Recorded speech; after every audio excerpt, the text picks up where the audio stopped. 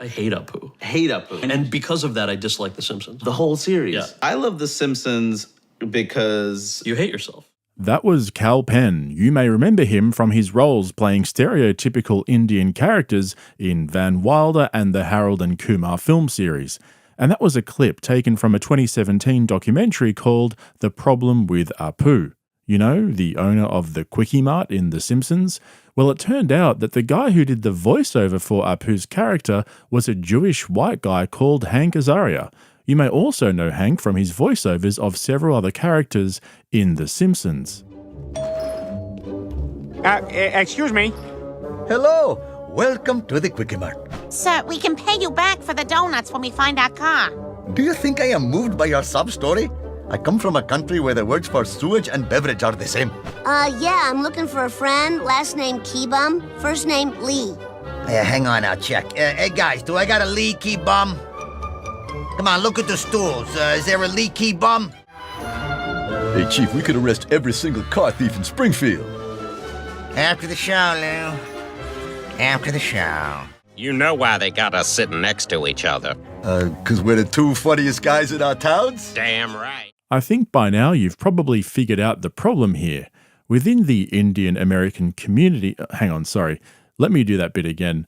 A few Indian American Hollywood comedians got together and made a documentary in 2017 called The Problem with Apu, which was headed by chief creative Hari Kondabalu, who got the idea for the documentary after doing a short bit complaining about the portrayal of Indian Americans through The Simpsons character Apu when he was a writer for the now cancelled stand-up comedy TV series called Totally Biased with Kamo Bell.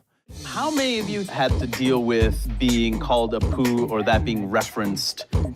So basically, this documentary was a race-baiting exercise to see how many Indian American celebrities were offended by Apu's character through perpetuating racial stereotypes that were supposedly harmful for the Indian American identity. Just quickly though, as a little side quest, I don't know if you noticed or not, but that was actually Hassan Minhaj in that short clip I just played, raising his hand when asked if he fell victim to casual references to him being called Apu as a child. I recently made a video detailing how he completely made up many of the stories that he's told where he was the victim of racism, except like I said, he completely made them up, 'cause being a victim's funny apparently. We're not exactly off to a good start here.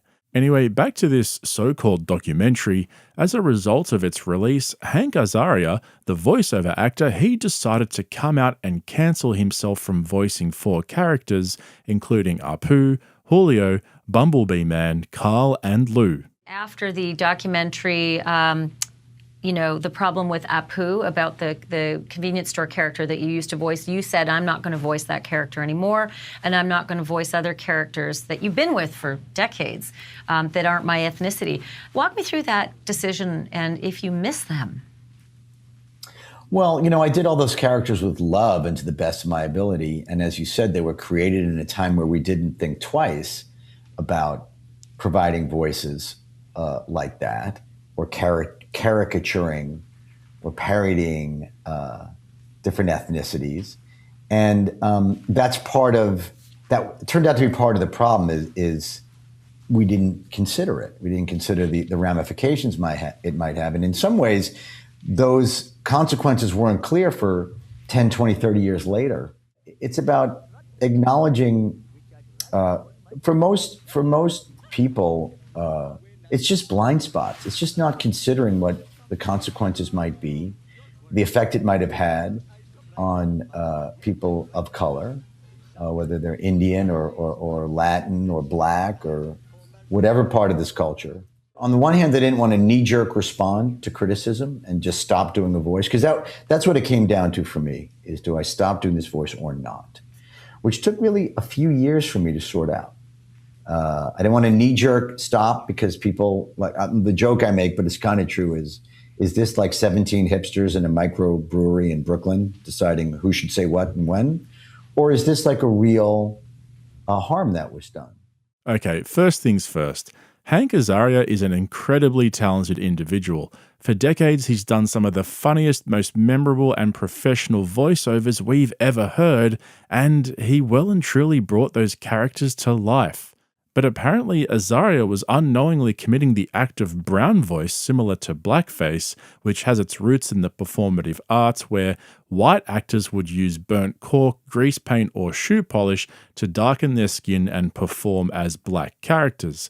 Brown voice is somehow related and consists of, well, white people putting on accents to portray brown or black characters in cartoons.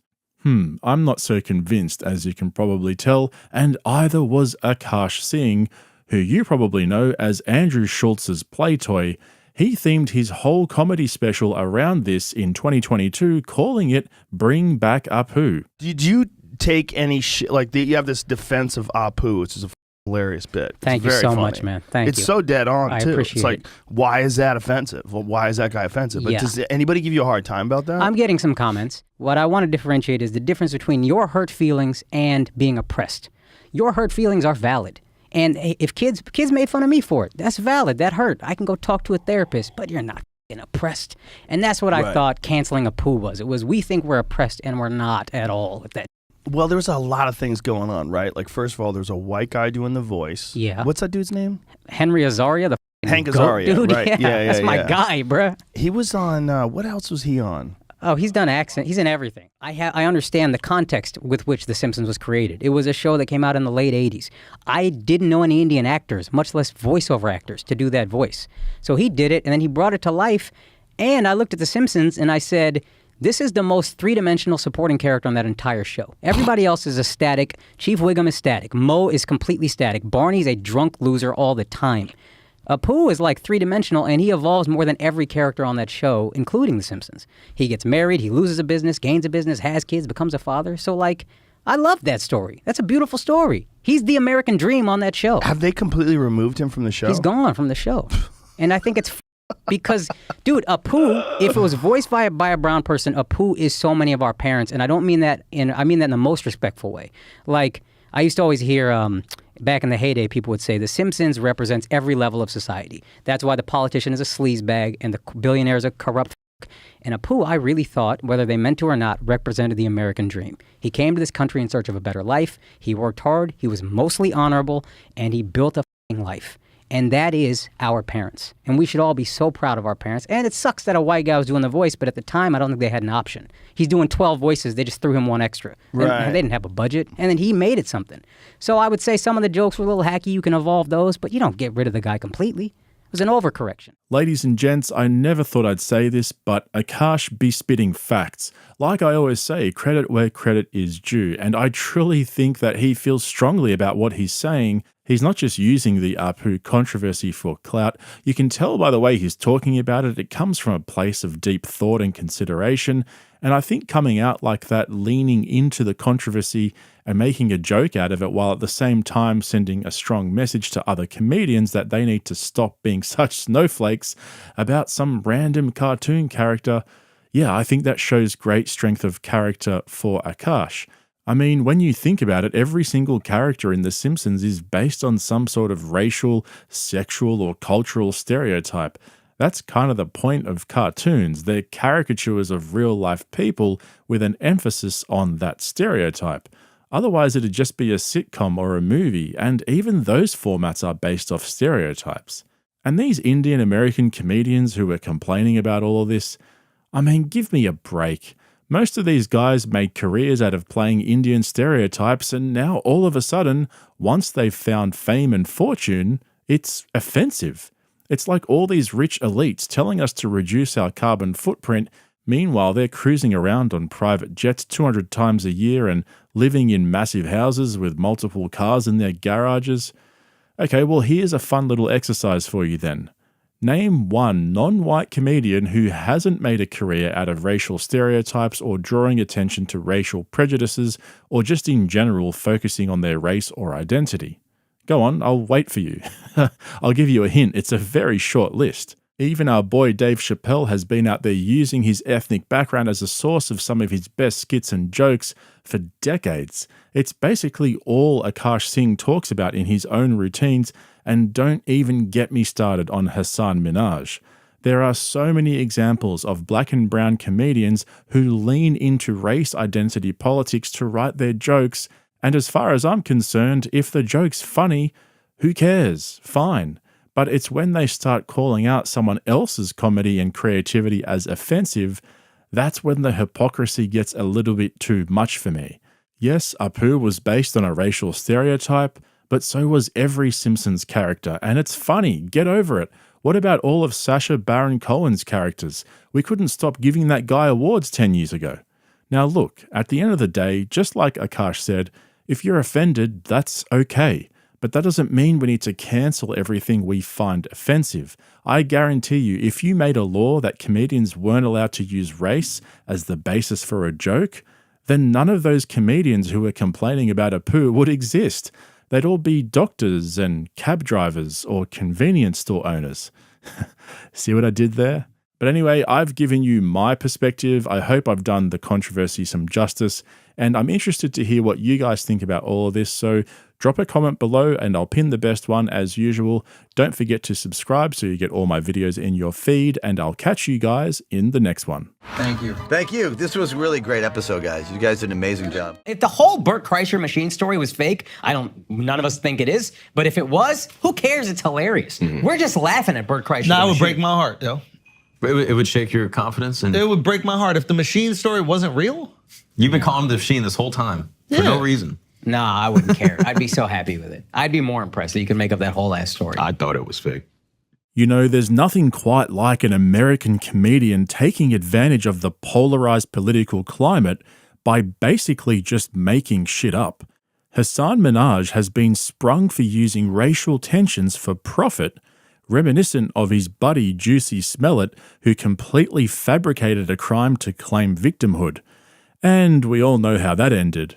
Welcome back to another video, guys. Shout out to my 11,000 subscribers, and as always, special mention to my ground level crew. This fake racism bullshit has really gotten me going. I cannot stand this shit, especially when Hollywood douchebags do it.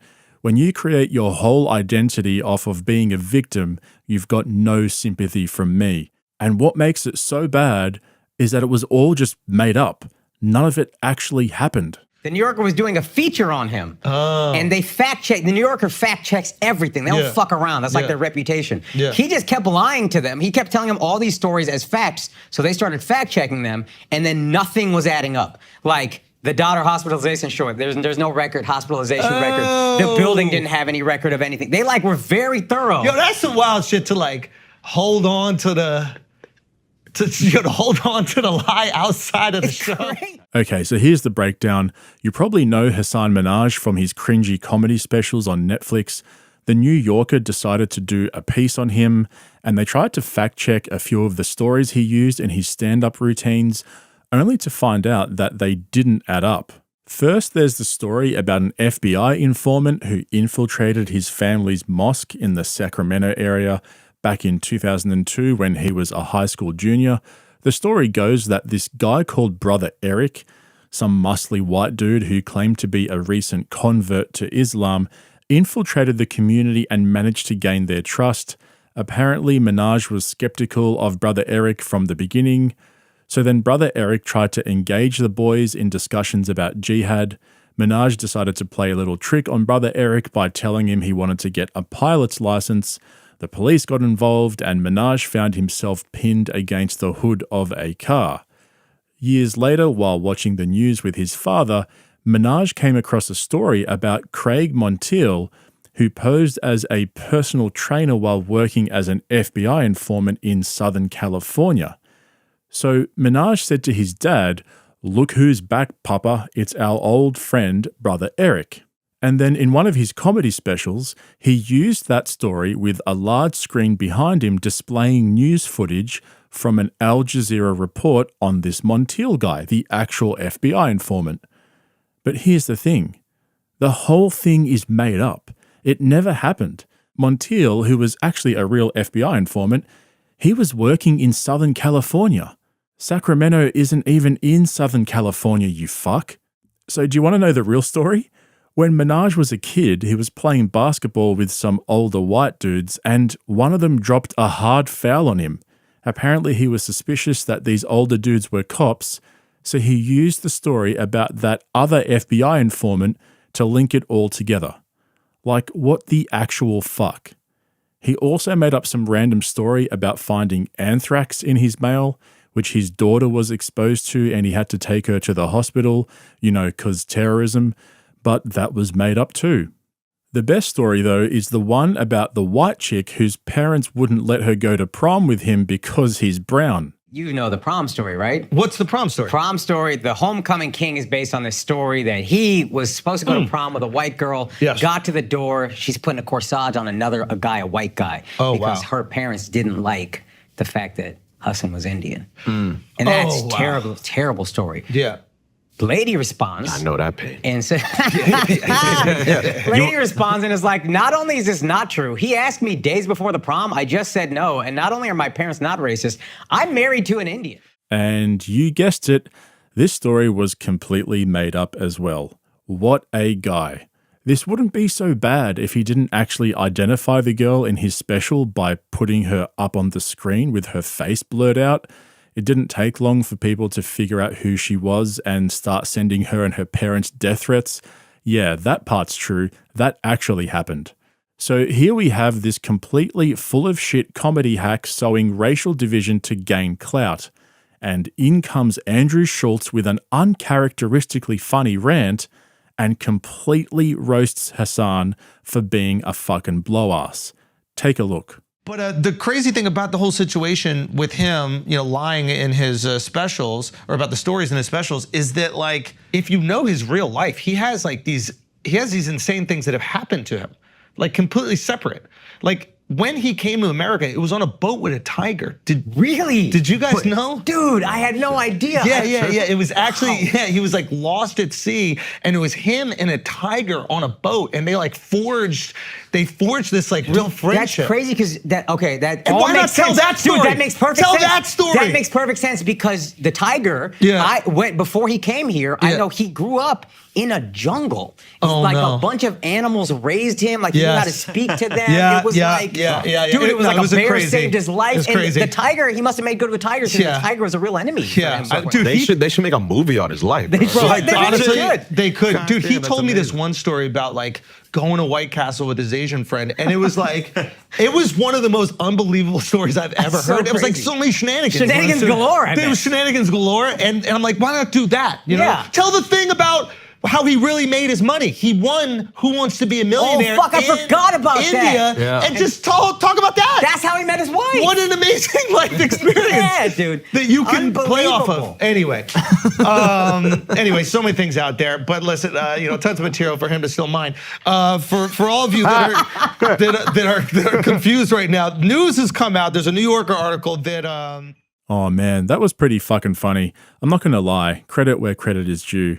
And if I'm being honest, as cringy as Schultzy and his boy band are, they absolutely nailed this take. I mean, Schultzy really gave it to him. Comedians make up stories all the time. That's true. Now, usually we do it to make things funnier. Yeah. Not make things more racist or sad. Yeah. Or emotional. Yeah. And I think that's the tricky thing here with in his stories, it's not like he was using these exaggerations or hyperbole as punchlines.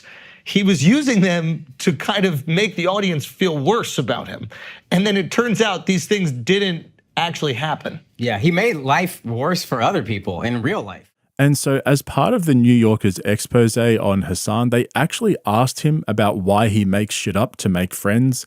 And this was his exact response, word for word. The emotional truth is first, the factual truth is secondary.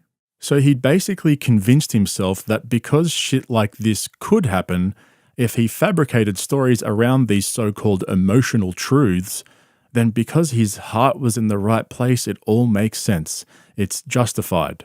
The thing that bothers me about the emotional truth line is that Comedy is actually that. The emotional truth is there. That's what comedy is, emotional truth. And then you write a sarcastic or a misdirection or a fable, a lie, punchline that satisfies that emotional truth. So I don't even like him co-opting this emotional truth thing. Because if you look at so many of the great comedians, the emotional truth is there. Like you look at Eddie Murphy doing the half. Yeah. The half joke. Oh, yeah. In Raw. Yeah. Where you're talking about like a woman getting half. Like the frustration that comes out. Look at Bernie Mac talking about his 3 kids and what he would do to the 3 kids. He's talking about hitting them. That's the emotional truth. I don't think he's beating up these little fucking kids. I mean, black family. Fair enough. But he's not scared of this. He is scared. But let's say he is. Let's say for example he is not doing anything, but he recognizes the emotional truth is it's funny to say that he would. Well, I'll beat him to the white meat. He's not going to beat you until that. You know what I mean? But it's funnier. Yeah. Funnier to say it. So I don't like that even being pulled in there because that's pure stand-up. Pure stand-up is not lying about victimization. Yes. And then not satisfying it with a joke. Yes. Like that. Yeah. I don't like that. Yeah, Schultz is 100% right on this one. Hassan actually made up stories about real people and then identified them. Like, what the fuck was he thinking? That's straight up defamation. And the worst part is, there's no punchline. His punchline was basically, look at all this weird shit that has happened to me. Isn't that funny? No, it's not funny, you dickhead. You're hurting real people with your fake stories. The funny thing is, Hassan doesn't need to be cancelled though. I don't believe in that shit. People will just stop listening to his comedy. Netflix won't buy any of his specials anymore because he's fake. It's the invisible hand of justice that smacks you in the face when you least expect it. Maybe he can resurrect his comedy career by actually writing funny material that's original and has flavor, instead of fabricating victimhood to profit off the back of an already divided nation. Anyway, it was good to see Schultzy and his boy band nail this one. They spent a good deal of the podcast talking about this whole situation, and credit to them for actually doing the research and getting all the details right. I guess they pay attention when it comes to the comedy world. Usually they just fumble through the details of a story and fuck it all up. But hey, credit where credit is due. So let me know what you guys think in the comments below, and I'll pin the best comment. I hope you enjoyed this video. If you did, hit the like button and become a subscriber so you can keep up to date with all my latest videos. I'll chat to you guys soon. See you in the next one. This is the most Akaash has known about Indian shit. You knew everybody she dated, right? Dude, there's like 5 of them. By the way, I'm very proud of myself. This is the longest I've ever gone without sex since I started. Obviously, it's driving me crazy. I am struggling. I need peace inside of me. ASAP. Like, all I want is like a big fat sausage just destroying my body. So, if any of you guys know a good dick that doesn't have STDs on it, I'll take it. Wow, what a classy chick. Her parents must be so proud. Her fiancé too. They really were made for each other. It's a match made in the streets. And the circus continues. The Paul v. Dennis fight can't come soon enough. They're both making appearances on all the cringiest podcasts. And when it comes to cringy podcasts, it's hard to beat Flagrant with Andrew Schultz and his band of butt-tapping, arm-squeezing, leg-slapping amigos. Thank goodness Akaash wasn't available for this episode. But guess who was available? That's right, the saddest man on the internet. Logan Paul made a 2-hour appearance on Schultz's homoerotic podcast, and it's got everyone talking. Even our boy Bupper dropped a hot take overnight, which we'll get to towards the end of today's video. But Schultz's viewers were not happy. Like most podcasts these days, they've gone soft so they don't upset any of their guests. Got to keep them coming back. Got to get them ad dollars. And so instead of roasting Logan Paul over his CryptoZoo scam, they rolled out the red carpet, ingested copious amounts of Prime, and played with Logan's nipples. Literally. But it gets much, much worse. As usual, I've pulled out all the cringiest bits for your cringe viewing pleasure, and like I already mentioned, we'll hear from Cringo Puppy towards the end with his mid-wit take on Logan's appearance on Flagrant. But before we get into that, make sure you're subscribed so you don't miss out on any of my uploads. We're the fastest growing rebellion against podcast cringe on YouTube. Shout out to my ground level crew. We've just ticked over 6,000 subscribers and we're well on our way to 10,000. So jump on board to join the rebellion. Now, I'm sure most of you are up to date on all the latest in the ongoing Logan Paul Dylan Dennis feud. If you're not, you should check out some of my recent videos to get up to speed. But it's safe to say it's getting worse and worse for Logan Paul. So what better way to celebrate Logan's public meltdown than to reveal he's got no prenup? You seriously couldn't make this shit up. No, but it had to bother her a little bit because I know you're built for it, but she's not. And the double standard, with men and women, come on. That's the issue, my man. That's what I'm saying. Poor, innocent, bystander, third party, female, who has nothing to do with this fight other than being my fiance. Yeah. Mm-hmm. Never met the... She promoting the hell out of it, bro. You can't do prenup after this. She's making so much money, bro. It's worth it. Yeah. No prenup? No nuppy? Come on, dog. No nuppy? Come on, dog. No nuppy. That's all I'm talking about. No nuppy.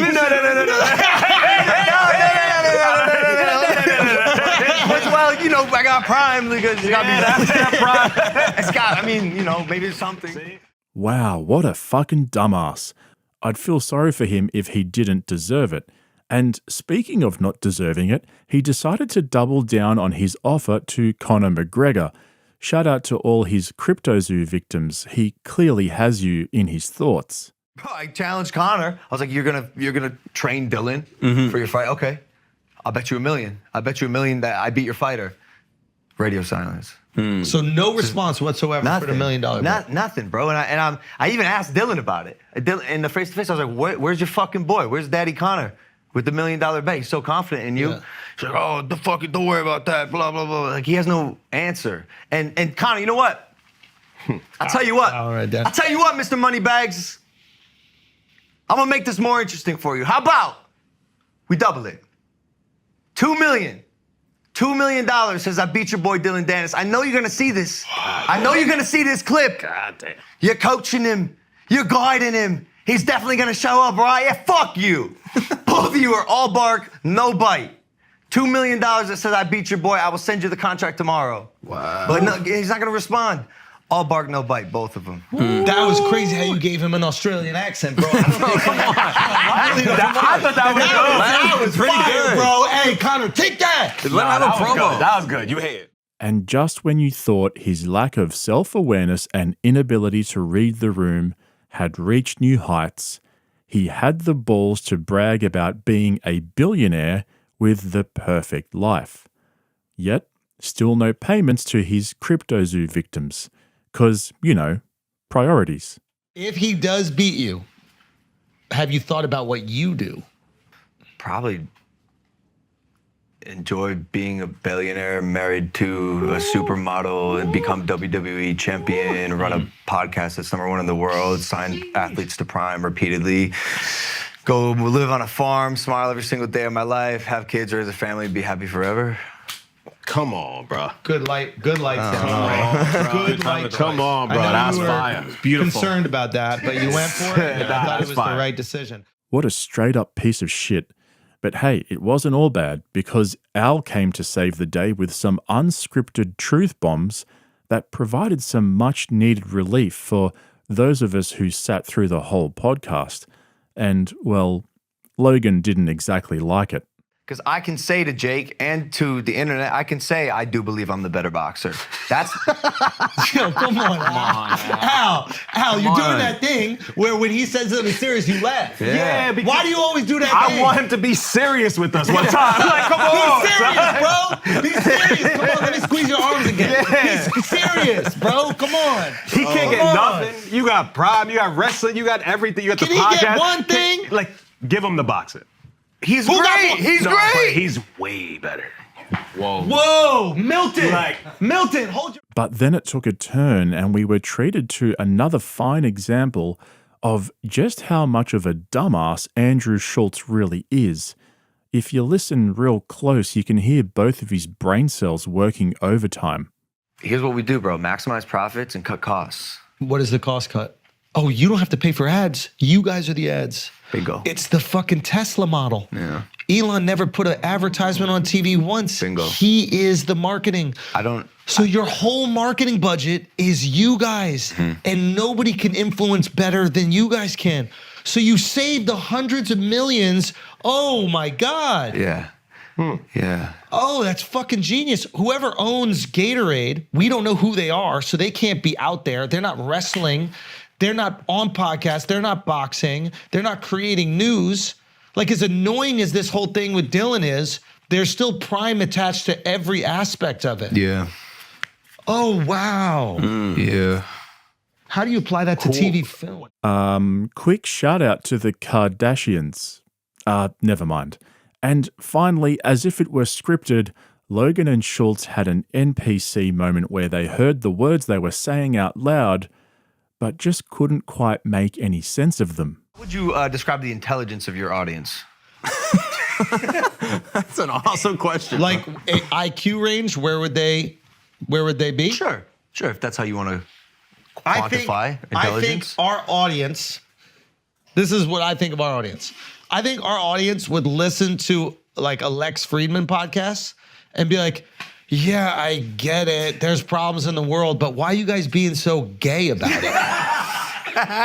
You kind of nailed it. Like, I genuinely think they would understand a geopolitical argument between Israel, Palestine, being like, okay, yeah, let's go. Like, who cares? But they would understand every single thing that they're saying about it. I think they're smart. Yeah, of course. That's why I came on this podcast. Bro, we know, my boy. I wanted to be heard. Yep. You're always heard. No, by some people with brains. Why? What are you trying to say, dude? Yeah, I feel like you're trying to say something about. I think you could have relaxed. People are fucking stupid. But you're not. What do you mean? How could I be any more clear about that? Do you think that impulsive the audience is dumb? No. That's what I'm trying to That's what it sounded like you were saying. It sounded like, my boy, I'm trying to make sure. I always look out for you, bro. It's crazy. Thanks. It's crazy. It's crazy. It is crazy. You do look out for me. I do. Thanks, Andrew. For real. Thank Yo, you're welcome, bro. You know what I mean? No. I'm just saying I've lost faith in the collective intelligence of the human race. Ooh, that was close. They almost had a moment of self-realization there, only to be interrupted by their own stupidity. Truly mind-blowing stuff. And speaking of mind-blowing, Cringe Puppy and his side boy, Brian Callen, dropped another banger of an episode on The Fighter and the Kid.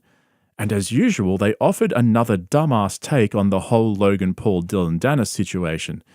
These podcasts really are just turning into dopey conversations between friends. You know, if they turned the cameras and mics off, no one would notice. They had Logan Paul was on Flagrant, and he was talking to Logan about Dylan Dennis, and it's a good interview because he's like, because Dylan Dennis, he posted a video today. I don't know where he gets this stuff, but it's not AI or nothing. Like the video he posted, it's her talking about how she hasn't had sex in a few days, and how she's craving it and wants wiener or whatever. And so Schultz asked Logan, he was like, how's the house life? He's like, it's all good, man. That's why we signed up for the fight. Like, he's dealing with it well. He's like, some were kind of funny too.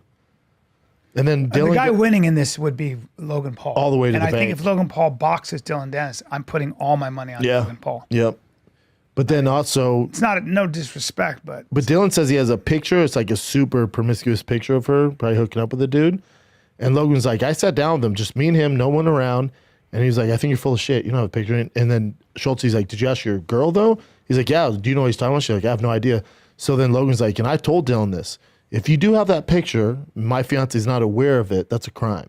Because if it's her performing some sort of sexual act and she didn't consent to that, that'd be a crime. That's revenge porn. Yes. He's like, and you post that, you go to jail, dude. Yes. He's like, so he's already set get sued. Yeah, he's like, he's already set himself up. So if he were to post that, which I'm not aware of, she's not aware of, she doesn't condone it. He's already on record. If he saying, does that too, I'm going to lose all respect for Dylan Dennis. Like, that's fucked up to do to somebody's wife. That could be the mother of his future children. Yeah. Like, I totally totally am against that. Dylan was saying, I think it's an outrage. He was saying he was going to post it while he's walking out. He's going to have somebody like on a timer. If he does that, that's fucking disgusting.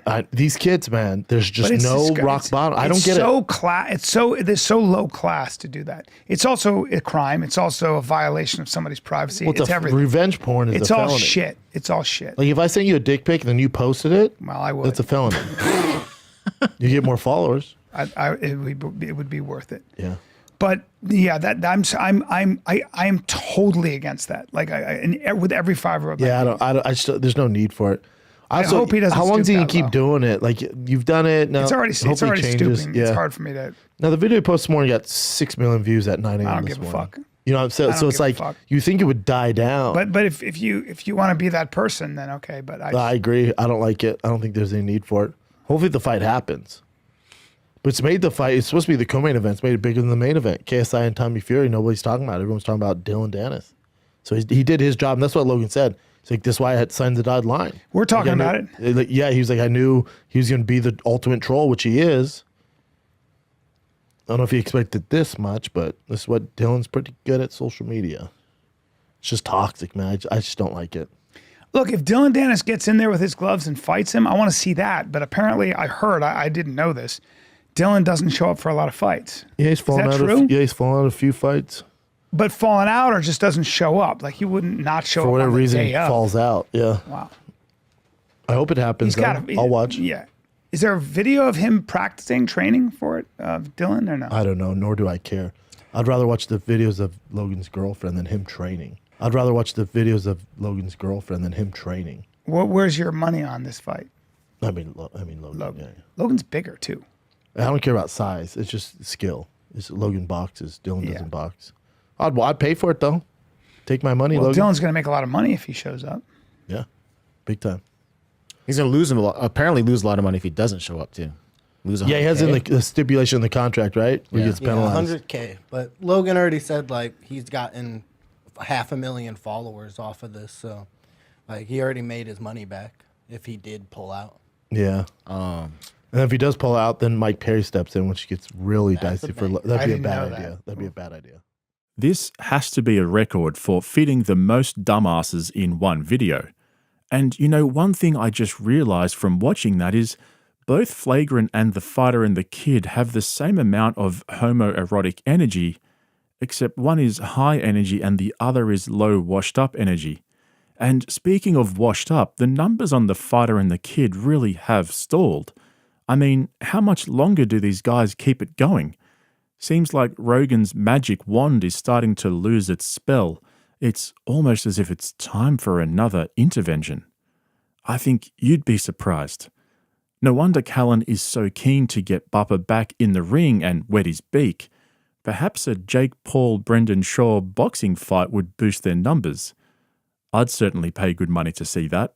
Anyway, let me know what you guys think in the comments below. Remember, best comment gets pinned. I hope you enjoyed this video. If you did, hit that like button and become a subscriber so you can keep up to date with all my latest videos. I'll chat to you guys soon. See you in the next one. Bro, you have to be on something. You're very looking jacked. crazy. Shut the fuck up. I'm being serious. You have to be on something. Shut up, Andrew. Come on, dude. Can you just? There's nothing. Rogan has admitted to it. Like, have you ever taken testosterone in your life? Peptides, a little peptide thing. Guys, I'm trying to be nice. Creatine. I'm trying. Guys, Bro, this is bullshit. Milton. This is chicken and rice, bro. This is a Puerto Rican diet. I've never seen a Puerto Rican with abs in my life. Prime. It's honestly, it's because I drink Prime. Baron is 18. He's handsome. He's tall. Yeah. He's rich. He's got the whole ball game. He's unleashed in New York City. Are you sure you want to reverse Roe v. Wade now? I do have good kids and 5 really wonderful children. When they were leaving a room, I would drive them crazy. No drugs, no alcohol, no cigarettes. I would say that. Did you say that to Don Jr.? Yeah, Don's a little wild. You got to be sharp. If you're not sharp, you're dead. Think of it. You know, I'm basically a truthful person, but frankly, in the old days, what we didn't have tweeting and we didn't have truth. Truth is doing great, by the way. Would you please use truth? I love truth. Use truth, everybody. It's my voice. But I also use X. Finally, Andy and the Toy Story boys found their balls again and put on a half-decent podcast. Over the last few months, Flagrant has been boring as fuck, from being late to cover the Trump assassination attempt to spending hours glazing Drake and dropping dogshit takes on rap beefs. It also kind of started to feel more of a late-night talk show rather than a conversational podcast where Schultz and his boy band would just sit around and slap their legs, squeeze each other's arms, and pinch each other's nipples. It was basically becoming Jimmy Fallon light, but now with Donald Trump as their latest guests, it seems like we've got the old Flagrant back, for now at least. It started with Schultz trolling Trump. Every time he would say something cringy, they'd basically just laugh out loud to his face. But then Trump dropped the Uno reverse card and started trolling them back, except he's got a special name for it, which I'll show you in just a moment. Honestly, I wish this episode ran for longer, but obviously Trump's a busy guy right now with the election right around the corner. And I was thinking about how Joe Rogan refuses to have Trump on his podcast because he doesn't want to help him out and support him, and he just wants to remain neutral in the lead up to the election. But we've seen Logan Paul and Theo Von have him on their podcasts, and now that he's been on Flagrant, it just makes Rogan look kinda stupid in my opinion. I definitely think there's a way to host Trump on a podcast, and I think Schultz and his circle of simps did a pretty good job of keeping it light and just having a laugh with the Don. I mean, whatever you think about his politics, he's definitely a quality guest, just for the laughs. I actually pulled out Trump's best roasts from this episode for you guys, so stick around for that towards the end because he goes full savage on Biden and Kamala, which was funny as fuck. But just before we get into it, remember to check out the link in the description to my Patreon, where you'll find a bunch of longer form uncensored videos covering Joe Rogan, Kill Tony, and various lawsuits involving members of the elite guard of 250 comedy brain murderers. In fact, I'm about to drop a video on Patreon about the latest update in Brendan Schaub's lawsuit, where the ghost lawyer just posted a filing to the court that could potentially land Bupper, his business manager, and his beast lawyer in hot water. So go and check that out if you guys are interested. I'm sorry to interrupt you, but we said you're a great father up top. First thing you say is, I've got great kids. You didn't take credit. And then your entire answer, and I thought this was really cool, your entire answer is about how great your kids are. That was a very cool thing. Thank you. That's very nice. I think I like this interview. I think that's genuine. I think he's right. And by the way, congratulations. I hear your show is is crazy monster success. We're doing pretty good. We're very we're interviewing your president. Yeah. So after the mutual glazing was over in the first few minutes, they finally got onto some juicy topics. As you can imagine, Trump's attempted assassination was what everyone wanted to talk about, so they started asking him questions about some of the details from that day to get his perspective on what happened, and a question that Andy's side piece brought up was who Trump thought was behind the shooting. Did you hear them say he's down, or were you just So when I got hit, I assume that it's funny. Is it? When I was down there, it is sort of strange, I guess. Now it's a little bit, we can smile a little bit, but not really, because the three guys, one killed, two very badly. When I went down, I had total realization. It wasn't a surreal. You know, they talked about a surreal. I knew exactly what had happened. I got shot in the ear, and Secret Service thought I may have been shot. Actually, they were pretty sure that I was shot all over because there was a lot of blood.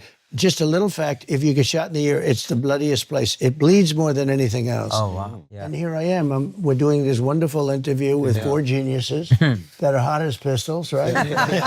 Good hair on this guy. Yeah. Likewise, sir. Pretty good stuff you got there. So anyway, but here we are. Who do you think tried to take you out? So I'm going to give you some big breaking news, right?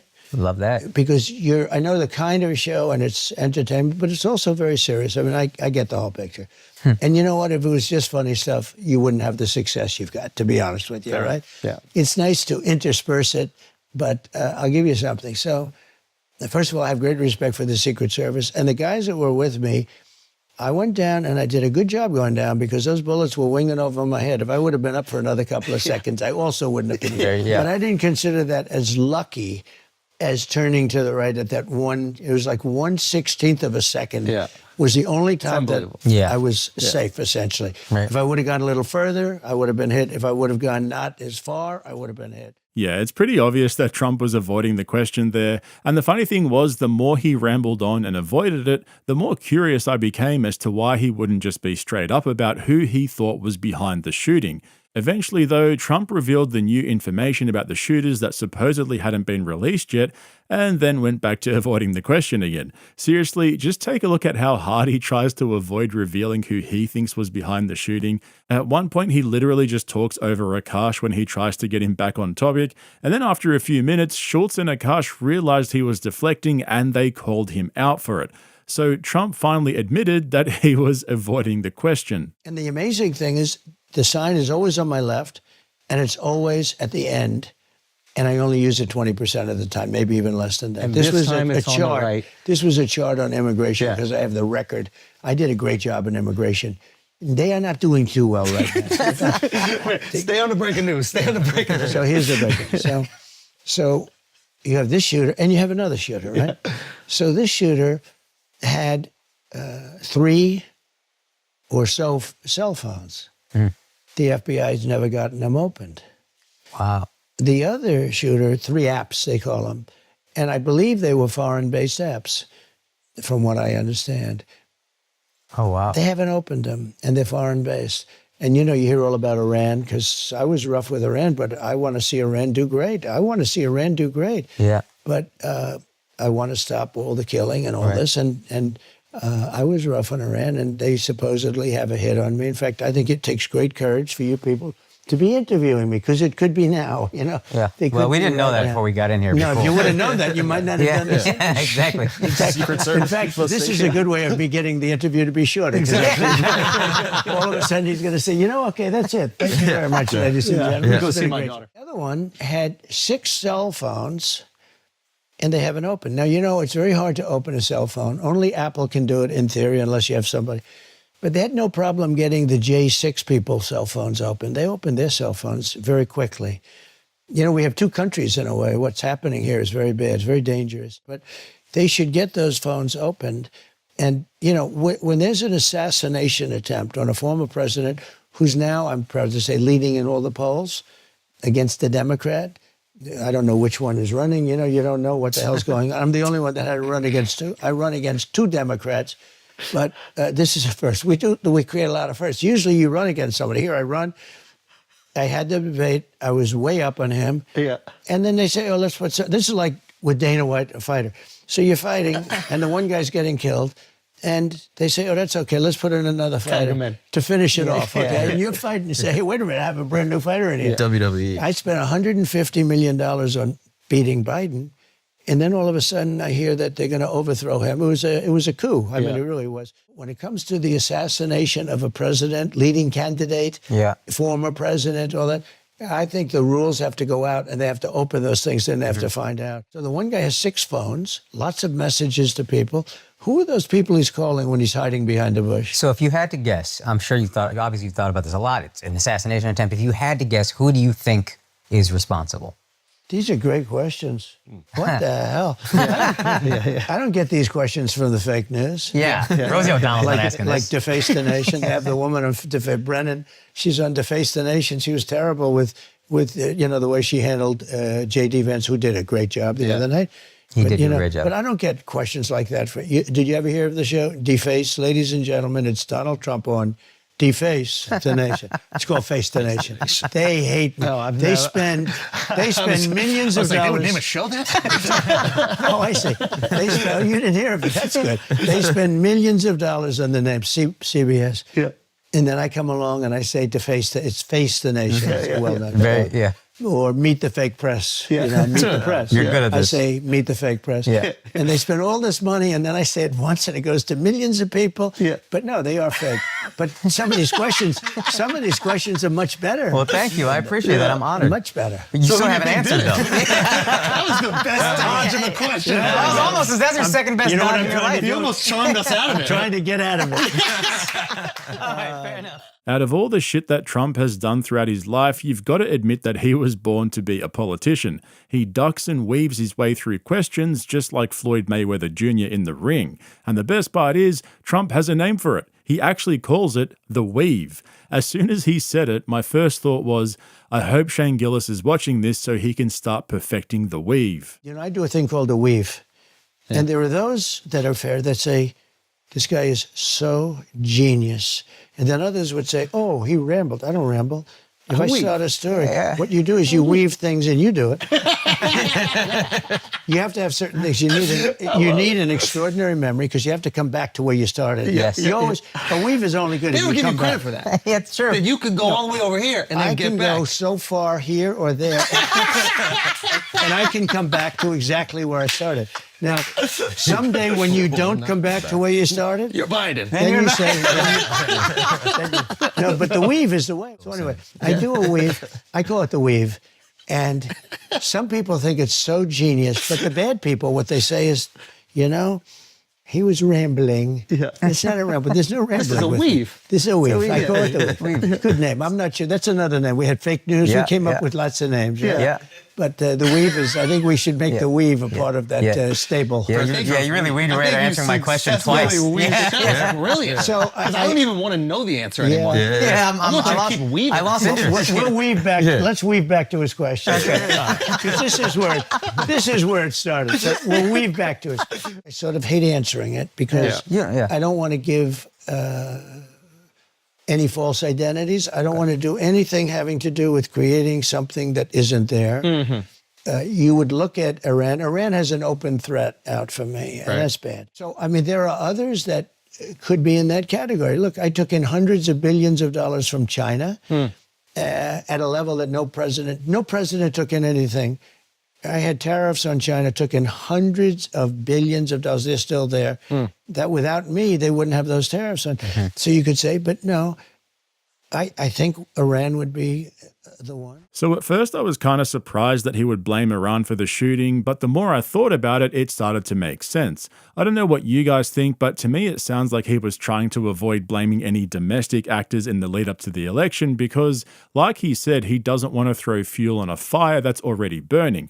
I mean, it would have been so easy for him to use the shooting for political point scoring against the Democrats, and it's something that you'd expect Trump to do, right? So I just think it's interesting that he didn't play that card and decided to put it on Iran or even maybe China. That way, nobody can accuse him of weaponizing the shooting to throw mud at his opponents in the upcoming election. But that didn't stop him from shitting on Joe Biden. I think it's funny as fuck that he isn't even going up against Biden anymore, but he still spends so much time roasting him. His dedication to the Sleepy Joe meme is unparalleled at this point. Every day I'd get up, how much did China buy today? Sir, I'd call him up and say, you're behind. You have to buy 50 billion. Do you think Biden does that? Biden's sleeping. But over the last week, I have, what we talk about, funny or sad. I think it's more sad than funny. Yeah. He has one ability I don't have. Yeah. He sleeps. He can sleep. This guy goes on a beach and he lays down on one of those, 6 ounce, they weigh 6 ounces and he can't lift it. Yeah. They're meant for children, young people, and old people to lift. Yeah. They're aluminum, hollowed aluminum. They weigh very little, and he can't lift. And somebody convinced him he looks good in a bathing suit. And when you're 82, typically bathing suits aren't going to make you look great. You're not going to be enhanced. All right? It's just one of those things. I can't be sure about that, but typically you don't. Depends what he's packing. He could. I don't know what the hell he's packing, but I don't want to, and I don't want to know either. I don't know, but he has an ability to fall asleep while on camera. He can lie down on one of those things, and in minutes he's stone cold out. How does he do it? And he's got cameras because he's the president, so they have cameras on him. And then they show him sleeping on the beach. Give him a little more time. What the hell? Can I override Alex? I don't know. Yeah. Unlike Biden, he can't. I can. I can say, Alex, I'm doing it. He'll say, thank you, sir. No, Biden can't. They turn the cameras off with this guy. Do you ever see it? The cameras are off. The lights go off everywhere. Because you see, he's in deep trouble. We're in no trouble. You got to vote this time because we can't wait 4 years. Because you know what? In another 4 years, like we've just had with this clown that's a president, that's just a clown, a foolish man. Don't forget, he was a stupid man 25 years ago. He was never a smart man. He's run many times. Isn't it amazing? He's run many times, and he gets it when he's in serious decline, okay? But anyway, so Everybody knows that. One thing I noticed was how useless Mark and Al were in this episode. They seriously barely said a word the whole time, and I just think it's funny how Al in particular has been talking so much shit about Trump over the last 6 months, and when he finally has him on the couch, he just sat there playing with his painted fingernails. I get that it's the former president and he was probably intimidated by his presence, but I think they should just not have been there in the first place. I mean, Al was barely even fulfilling his contractual obligations to laugh at all the jokes. And I see young Jack over there. I think he's trying to do it. Yeah. Jack, Your TikTok guy. TikTok Jack. TikTok TikTok Jack. Jack. So tell me, you know, this is a little new world. I call him, his name is Jack. I call him TikTok Jack. I'm good with names, you know. You are. You're very good with You names. are. I mean, Pocahontas. Yeah. We have names. What about, and there was, Tampon Tim was good. What about, The is that? problem with Tampon Tim, it's hard to say. Yeah. In other words, It's a mouthful. it's a lot. Yeah. Tampon. And you can't stutter it through when you call it. It's really a lousy word to say. Yeah. But it's quite accurate, right? there are some, like Comrade Kamala. It's a little hard to say. She's comrade because she's obviously a communist. Yeah. She's Okay. horrible. Yeah. So I call her comrade. Yeah. And it's not bad. But when you put the names together, Yeah. it's a little, you got to be able to no, you got to be able to put it out there. But we have a lot of good ones. A lot of them I can't go into with you because some of my best ones. Some of my best ones are from the Republican primaries. Oh man, the top 250 comedy assassins had better look out because if Trump loses this election, he could easily take their place murdering at the comedy mothership and even become a regular on Kill Tony. But like I said at the beginning, this was easily the best episode of Flagrant in a while. They were mostly just talking shit and Trump seemed like he was a good sport even when they were all just clearly laughing at him for being so cringy. And to be fair to the guys, their last episode was with Mark Cuban, who spent 3/4 of the interview shitting on Trump and glazing Kamala Harris. So to back that up with Trump was a pretty good move in my opinion. You've probably heard me say this before, but I think part of the reason so many of the biggest podcasts are dropping views is because they're all so fucking rich and self-righteous nowadays that they take everything so seriously and have started to become more political as their net worth increases. That's why I thought Tim Dillon getting a drunk Alex Jones on his podcast straight after the Trump shooting was a good move. He basically just gave him a blank canvas to paint his best Jackson Pollock, and I'm seriously here for that. So there's still hope for Rogan to pull his head out of his ass and get the Don on the podcast, but something tells me I don't think that's going to happen. Remember though, if you want to see some of my longer form uncensored videos covering Joe Rogan, Kill Tony, and various lawsuits involving members of the elite guard of 250 comedy brain murderers, check out the link in the description below to my Patreon. It's a great way to support the channel as well. I'll be dropping that Brendan Schaub lawsuit update very soon, so stay tuned for that. Also, if you're not a regular here on YouTube, hit the subscribe button and make sure to give me a thumbs up if you ended up liking this video. Thanks for watching, guys. I'll catch you in the next one. There you go. Because what I was going to say is that Eisenhower. I like the is a play-by-play moderate. for the week. No, it's good though, isn't it great? We go into it. We mention Eisenhower, and then I say he was a general, 8% generals, 92%, and now you go back. Okay, it's part of the weave. You know? Then you go back. No, you got to Finger keep roll. it all together. You got to be sharp. If you're not sharp, you're dead. Before we get to that, can I just say that I might have been wrong about Seinfeld, yo.